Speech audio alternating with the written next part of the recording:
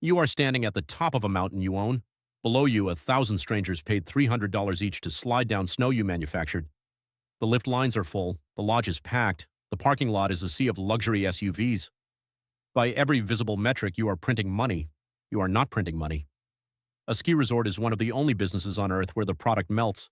The season is 15 weeks long if the weather cooperates, and half your revenue has nothing to do with skiing at all.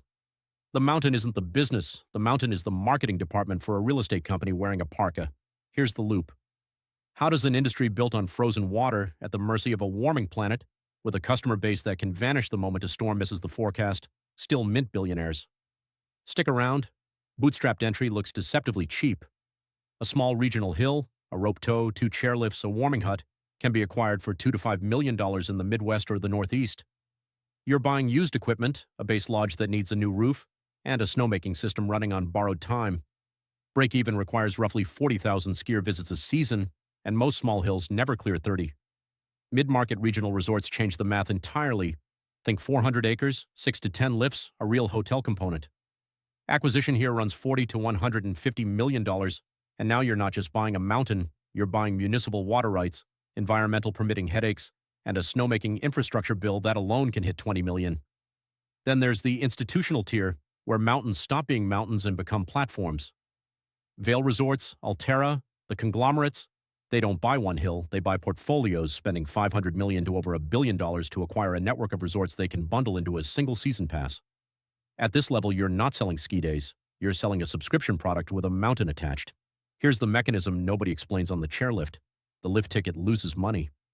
On many resorts, day of lift tickets don't even cover snowmaking, electricity, and grooming costs once you factor in labor. The real profit engine is what insiders call the front-side-backside split.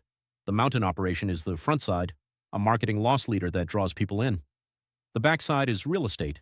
Slopeside condos, ski and ski-out chalets, and long-term land leases generate the actual margin, sometimes accounting for 60% or more of total resort profit. The industry has a name for the number that actually matters: skier visits. Not revenue, not lift tickets sold. One person, one day on the mountain, counted once no matter how many runs they take. Every financial model, every bond covenant, every real estate pro forma in this business is built off projected skier visits. Get that number wrong by 15% and the entire capital structure underneath it starts to crack. And here's the part that violates normal business logic. Many resorts want you to buy the season pass and never come. A pass sold in October is booked as revenue in October, regardless of whether the guy holding it skis one day or 30. Low-usage pass holders are the most profitable customers in the entire industry. The resort is quietly betting against your own enthusiasm. Walk into the base lodge and you are inside a machine built to separate you from money without you noticing the mechanism. The parking lot is intentionally placed at the farthest point from the lifts, forcing a walk past the rental shop, the ski school desk, and the retail wall before you touch snow. Locker placement, cafeteria layout, even the angle of the sun through the lodge windows at lunchtime, all engineered by resort planning consultants to maximize what the industry bluntly calls food and beverage capture rate. But the real hidden cost is buried underground, literally. Snowmaking infrastructure, the pipes, pumps, and compressors that manufacture artificial snow, represents one of the largest fixed liabilities on a resort's balance sheet, and it's a liability that never stops growing. As natural snowfall becomes less reliable, resorts must expand snowmaking coverage just to maintain last year's season length, meaning capital expenditure increases every year just to stand still. It's a treadmill dressed up as an amenity. The failures in this industry rarely come from lack of demand. They come from capital structure. Take the Yellowstone Club, the ultra-exclusive private ski resort near Big Sky, Montana.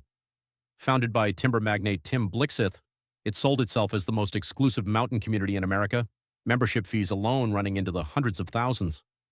In 2005, the club borrowed $375 million from Credit Suisse in a loan structured specifically to extract cash for the owners rather than fund operations, a makeover later scrutinized in lawsuits and bankruptcy proceedings. Tens of millions were funneled toward personal purchases unrelated to the resort. By 2008, with debt service crushing operations and the recession gutting luxury real estate demand, the Yellowstone Club filed for bankruptcy. The mountain didn't fail. The financial engineering built on top of it did. Then there's the quieter, more common death: market mismatch. Mount Tom Ski Area in Holyoke, Massachusetts operated for decades as a beloved regional hill, but never made the capital investment in modern snowmaking that its larger competitors did. As nearby resorts expanded artificial snow coverage to guarantee consistent seasons, Mount Tom's natural snow-dependent operation became unreliable, then unprofitable. It closed in 1998, one of dozens of small Northeast ski areas, cataloged by regional historians as the lost ski areas of New England, that couldn't keep pace with an arms race in snowmaking they never budgeted for. No leverage, no scandal, just a business model the market quietly outgrew. So here's the balance sheet. A ski resort is a real estate development company that uses a mountain as a customer acquisition tool, financed by a subscription product designed to be underused. Net operating margins across the industry typically land between 8 and 18%, with the real estate and hospitality arms pulling the number up and the lift operations dragging it down. The operators who win, Vail Resorts chief among them, didn't get rich selling ski days. They got rich building an entire ecosystem of passes, condos, and hotel rooms around a hill, then locking customers into multi-year commitments before a single snowflake fell. The mountain was never the business, it was the bait, and by the time you realize you bought a subscription to a marketing funnel with a chairlift attached, you've already renewed for next season.